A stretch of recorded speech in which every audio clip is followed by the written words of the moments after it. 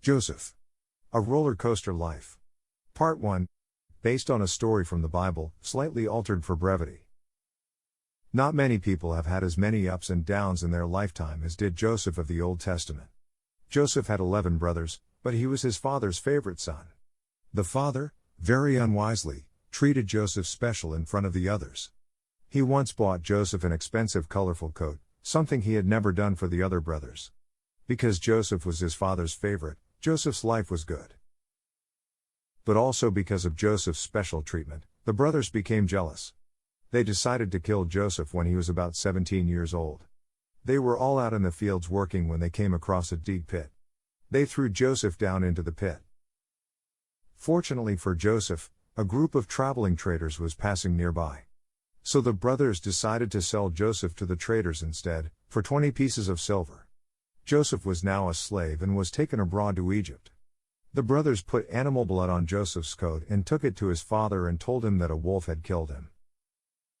But Joseph was always dutiful in his work, and soon the rich man he worked for, Potiphar, put Joseph in charge of his whole house and all his affairs. Life was good again.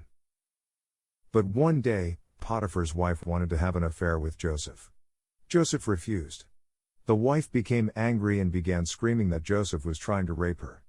Of course, everyone believed Potiphar's wife, and Joseph was thrown into prison. In prison, Joseph found favor with the warden, and the warden put Joseph in charge of the prison. Life was fairly good again, considering the situation. While Joseph was in charge of the prison, the warden discovered that Joseph was good at interpreting dreams. One day the warden heard the Pharaoh, king of Egypt, complaining about a bad dream. The warden told the king that he knew a man who could interpret dreams, so he escorted Joseph to the Pharaoh's house. Joseph told the king that his dream meant that there would be 7 years of good harvest for Egypt, but then, there would be 7 years of drought, no rain.